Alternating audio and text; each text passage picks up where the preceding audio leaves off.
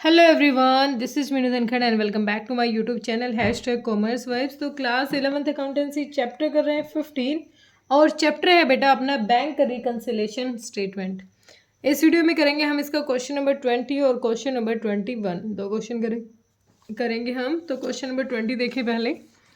On 30th जून 2020, मतलब अब जो हम यहाँ पर स्टेटमेंट बना रहे हैं ये 30th जून 2020 तक की स्टेटमेंट हमें चेक करनी है। स्टेटमेंट बनाने का मेन मोटिव ही होता है कि कैश बुक और पासबुक में कुछ एरर्स तो नहीं आ रहे हैं। उन एरर्स को फाइंड आउट करने के लिए जो डिफरेंस आ रहा है उसको फाइंड आउट करने के लिए प्रिपेयर की जाती है बैंक रिकन्सिलिएशन स्टेटमेंट। तो कह रहा है 30 जून 2020 the passbook of Shri Mahavir Prasad showed a balance of 22,000।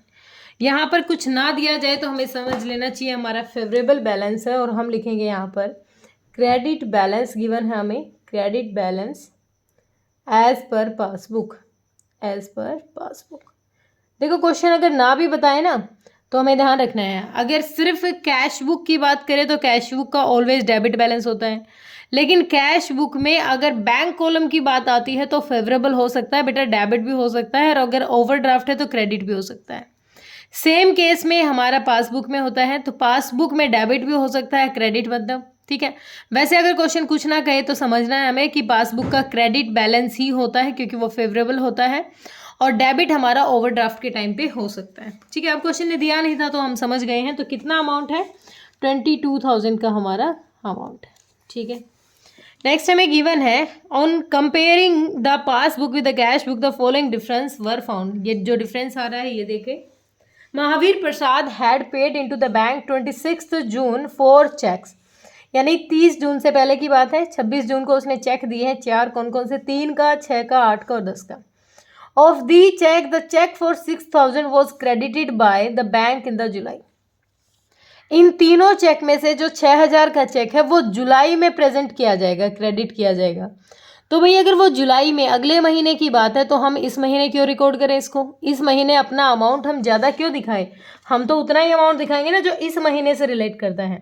तो हम इसको क्या कर देंगे? डेबिट करके ख़त्म करेंगे इसको। Check deposited, check deposited but not credited, not credited, ठीक है। क्रेडिट करेंगे तब हम इसको रिकॉर्ड कर लेंगे, अदरवाइज हम ये क्या कर रहे हैं, अब डेबिट करके इसको ख़त्म कर रहे हैं।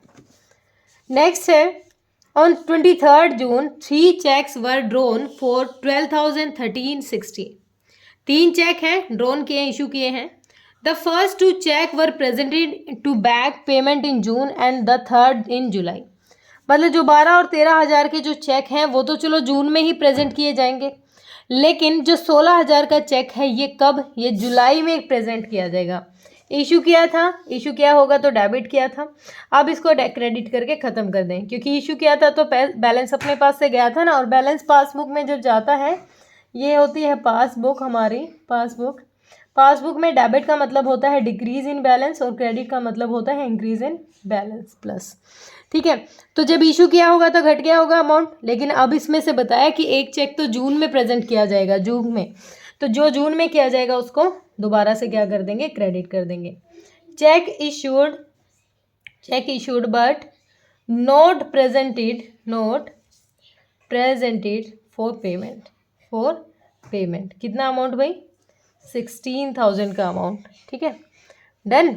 नेक्स्ट दे रखा है हमें, नेक्स्ट हमें दिया है cheques amounting 3,600 were deposited into bank but no entry will be passed on cash book. Cash book में एंट्री नहीं की, लेकिन हमने इसको क्या कह रहा है? डिपॉजिट कर दिया। अब कैश बुक में नहीं किया तो सेम वही चीज़ भाई, कैश बुक में तो हमारा घटा हुआ दिखेगा, उस बैलेंस की एंट्री नहीं हुई होगी, तो हम क्या कर देंगे? उस अमाउंट को यहाँ पर भी क्रेडिट कर देंगे। देखो क्या कह रहा है यहाँ पर बात कह रहा है कितने का? 3,600 का। 3,600 का एक चेक है, वो बैंक में क्या कर दिया हमने? डिपॉजिट कर दिया, ठीक है। लेकिन कैश बुक में उसकी रिकॉर्डिंग नहीं हुई, तो कैश बुक में भी तो उसको रिकॉर्ड करना पड़ेगा ना। तो यहाँ पर तो हमने डिपॉजिट किया था तो ज़्यादा अमाउंट दिखाया होगा, तो इसको भी क्या कर देंगे हम? अपोजिट कर देंगे। Check deposited, check deposited note recorded in cash book. Cash book में उसको रिकॉर्ड ही नहीं किया गया है इन कैश बुक। कितना अमाउंट? भाई हमने बढ़ा हुआ दिखाया था लेकिन कैश बुक में उसको रिकॉर्ड ही नहीं किया गया है, तो रिकॉर्ड होगा तो 3600 अमाउंट। ठीक है, हम क्रेडिट कर देंगे। नेक्स्ट हमें कहता है bank charges entered in the cash book twice.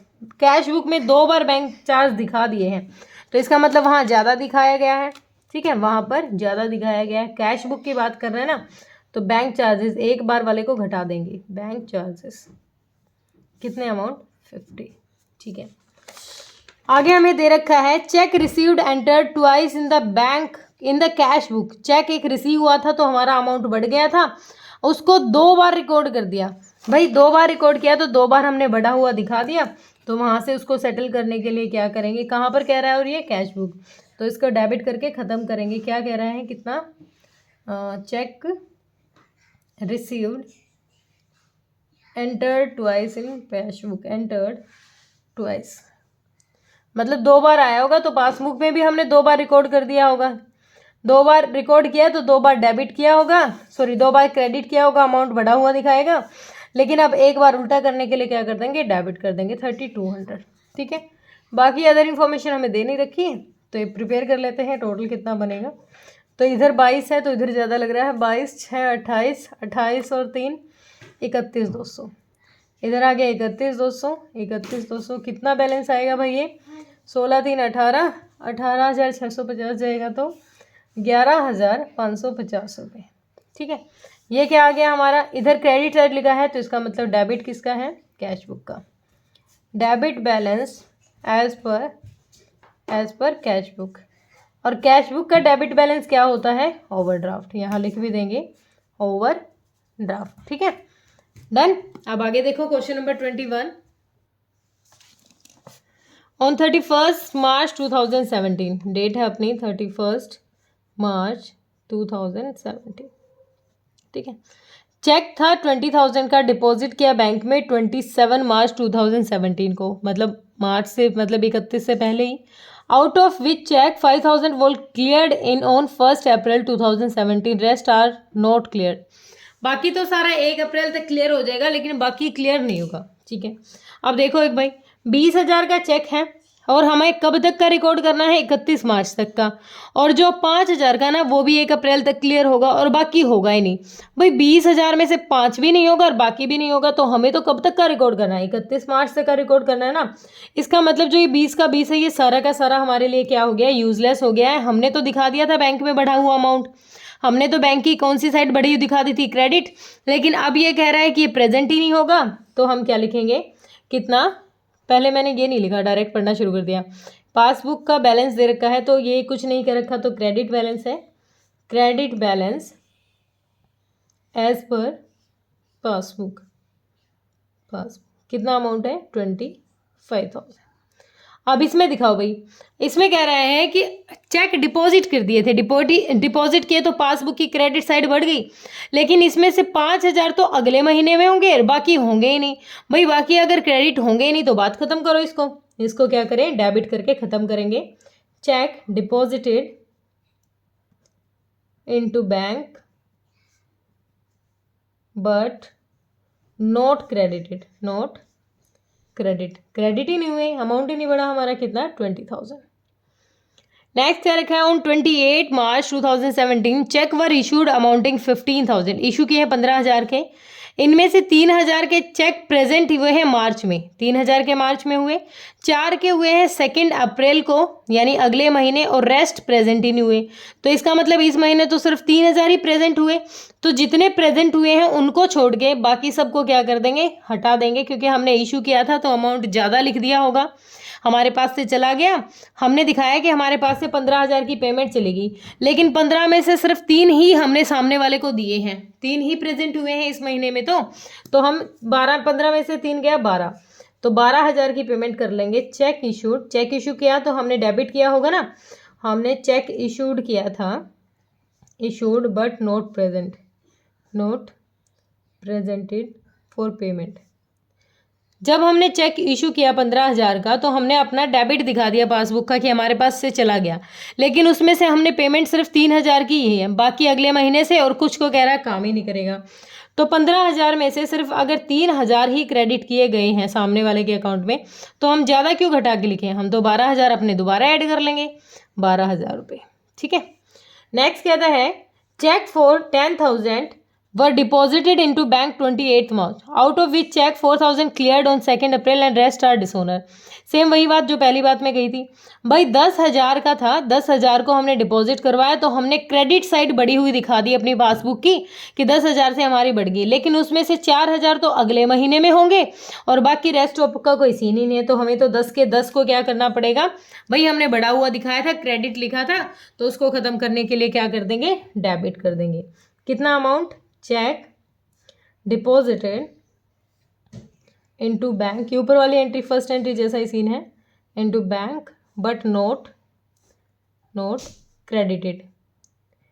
ठीक है, क्योंकि जो है देखो इसने कहा 10 में से 4 तो अगले महीने होंगे, बाकी का कोई सीन ही नहीं है, तो हमारे इस महीने का तो कुछ काम का नहीं, हम तो रिकॉर्ड इस महीने का कर रहे हैं, तो पहले क्रेडिट किया होगा, अब डेबिट करके ख़त्म कर देते हैं। ठीक है, नेक्स्ट हमें दे रखा है interest on investment collected by bank does not appear in the cash book. भाई इंटरेस्ट रिसीव हुआ था 800 रुपये का, लेकिन कैश बुक में नॉलेज नहीं थी, तो अब रिकॉर्ड कर देते हैं। इंटरेस्ट ऑन इन्वेस्टमेंट, बैंक में डायरेक्ट डिपॉजिट हो गया ना, इन्वेस्टमेंट कलेक्टेड बाय बैंक कितना अमाउंट, 800।